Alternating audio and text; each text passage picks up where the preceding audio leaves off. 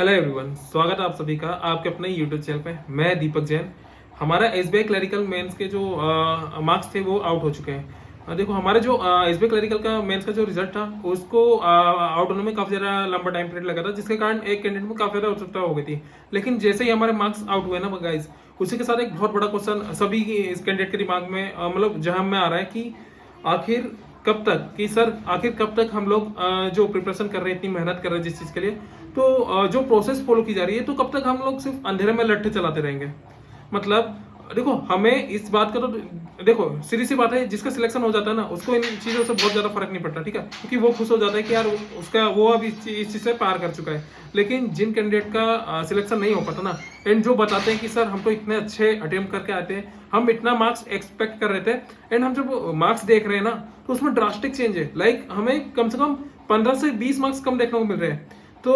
हमें देखो, अगर हमारी तरफ से गलती है ना तो हमें उसका कोई दुख नहीं कि चलो ठीक है, अगर आप हमारी गलती के कारण हमारी हमारी अगर मेहनत में कमी थी, हमसे गलती हुई, तो वो बात ठीक है। लेकिन भाई हमें तो ये पता ही नहीं चल रहा ना कि गलती ये हमारी तरफ से हो रही है या आपकी तरफ से हो रही है। मतलब एक बात को समझो कि क्या मेरी एग्जाम हार्ड शिफ्ट में आ गई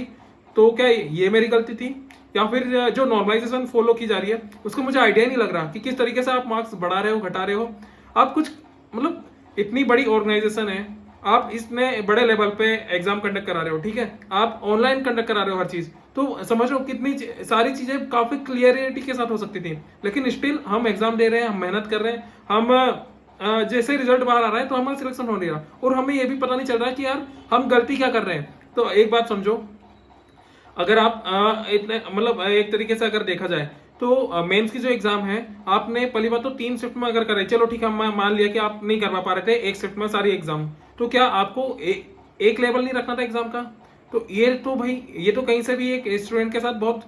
सही चीज नहीं है, मतलब जिस तरीके से आप फॉलो कर रहे हो चीजें। सेकंड चीज, अगर आप नॉर्मलाइजेशन लगा रहे हो तो यार हमें भी तो पता चले कि यार आप किस अकॉर्डिंग नॉर्मलाइजेशन लगा रहे हो। लाइक हमें मार्क्स में तो बहुत ज्यादा डिफरेंस देखने को मिल रहा है, लेकिन कट ऑफ हाई देखने को मिल रही है। उसी के साथ आप क्या फॉर्मूला अप्लाई कर रहे हो, किस तरीके से आप किसको हार्ड लेके चल रहे हो, आपने किसको इजी रखा है, क्या माना है, कुछ तो क्लैरिटी दो भाई हमें। मतलब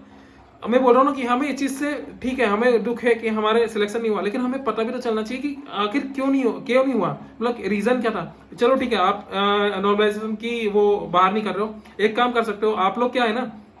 ऑनलाइन एग्जाम आप आंसर की बाहर कर सकते हो ना। हम लोग खुद से आइडिया लगा लेंगे कि यार अरे हाँ यार ये हमारा गलत जा रहा था, हमें कुछ तो मतलब बोल रहे हैं ना कि यार देखो कुछ तो हमारे पास ट्रांसपेरेंसी होना है यार, हमें कुछ भी पता नहीं चल रहा है, हम बस एग्जाम दिए जा रहे हैं, वो वहां से रिजल्ट फेंके जा रहे हैं, हमें पता ही नहीं चल रहा हम बाहर हो रहे हैं, तो हम खुद के कारण से बाहर हो रहे हैं या आपकी कमजोरी आपकी कमियों के कारण से बाहर हो रहे हैं। तो हम बहुत सीधी सी बात रख रहे हैं भाई, बहुत बड़ा ऑर्गेनाइजेशन है, आप बहुत अच्छी प्रोसेस बहुत स्मूथली चलती है इनकी, लेकिन उसमें थोड़ी सी जो आप ट्रांसपेरेंसी है वो लेके आइए। और देखो इसके लिए सभी को क्वेश्चन उठाना पड़ेगा, मतलब ऐसा आप एसएससी और रेलवे इनकी फैकल्टी को देखना, अगर यहाँ पे कुछ भी होता है ना तो ये लोग इतना इस लेवल का हंगामा करते हैं कि वो बात सबको दिखती है कि हाँ यार यहाँ गलत हो रहा है। लेकिन बैंकिंग एस्पिरेंट जिसका सिलेक्शन नहीं होता ना भाई, जो मेहनत कर रहा होता है, जो जिसको बहुत ज्यादा उम्मीद होती है सिलेक्शन की, एंड जिससे फैमिली वाले उम्मीद लगा के बैठे बार बार पूछ रहे होते हैं कि यार क्या हुआ, रिजल्ट आया क्या, रिजल्ट आया क्या, एंड जब वो उसका रिजल्ट बाहर आता है, जिसमें हालांकि अटेम्प्ट भी बहुत अच्छे के होता है 110 115 120, लेकिन जब वो रिजल्ट देख रहा है कि यार 80 मार्क्स 70 मार्क्स 75 मार्क्स, अब किस मुंह से वो अपने फैमिली वालों को पता है कि यार नहीं मम्मी मेरा इस बार भी नहीं हुआ, पापा इस बार भी नहीं हुआ, मतलब पता है कलेजा बाहर आ जाता है। और इंपॉर्टेंट चीज ये है कि उसको तो पता भी नहीं है यार कि किस रीजन से उसके इतने कम मार्क्स हैं, तो ये चीज उसको और ज्यादा तोड़ देती है। मतलब उसका जो कॉन्फिडेंस होता है ना, कॉन्फिडेंस तो छोड़ो, उसकी जो उम्मीद होती है ना कि यार क्या ये वाकई में एग्जाम देना सही है या गलत है, वो खुद में डाउट करने लग जाए। अरे वो खुद से ये डाउट करने लग जाता है कि यार मतलब इतना बेस्ट देने के बाद मैं नहीं निकाल पा रहा हूँ, तो मेरा लाइफ में कुछ होगा कि नहीं। तो ये चीजें अंदर से तोड़ना स्टार्ट कर देती है भाई। तो मैं और ज्यादा कुछ नहीं चाह रहा, मैं बस ये चाहता हूँ कि यार चीजों में पार्सलिटी आए, एंड इसके लिए सभी को एकजुट होकर अपनी, मैं नहीं बोल रहा कि देखो मेरे वीडियो को लाइक करो, सब्सक्राइब करो या इसको शेयर करो, नहीं, लेकिन मैं एक बात बोलूंगा कि गाइज आप जिस भी फैकल्टी से पढ़ रहे हो ना उसको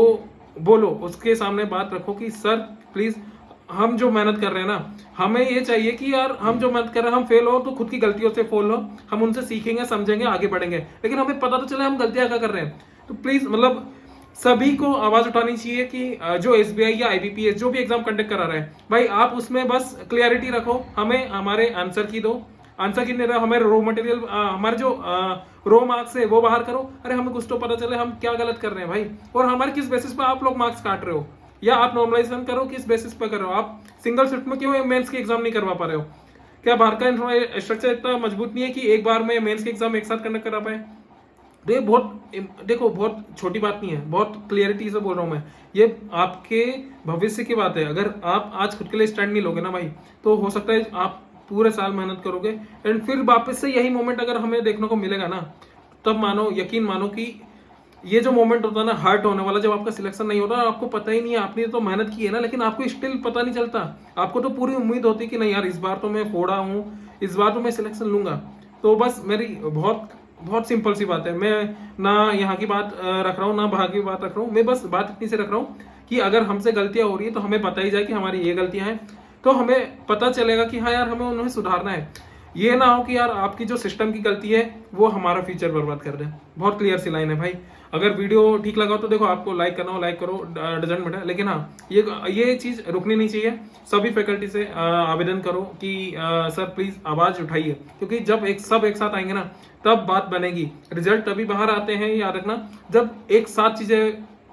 आप एसएससी और रेलवे वाले फैकल्टी को देखना, जैसे ही उन्हें कुछ भी लगता है ना कि यार किसी पेपर में कुछ लीक हुआ है या कुछ भी चीजें हो रही है जो कि सही नहीं हो रही है, वो सब एक साथ आ जाते हैं, एक साथ आ जाते हैं, तो पूरे सिस्टम को पता चल जाता है कि हाँ कुछ गलत हो रहा है। तो कुछ देखो, बदलाव, नियमों में बदलाव या तरीकों में बदलाव तभी आता है जब उन्हें लगता है कि यार अब तो करना ही पड़ेगा। तो ये वाली सिचुएशन क्यों बैंकिंग एस्पिरेंट के साथ कभी नहीं हो पाती कि सब एकजुट हो ही नहीं पाते या फिर एक साथ अपनी बात रख ही नहीं पाते।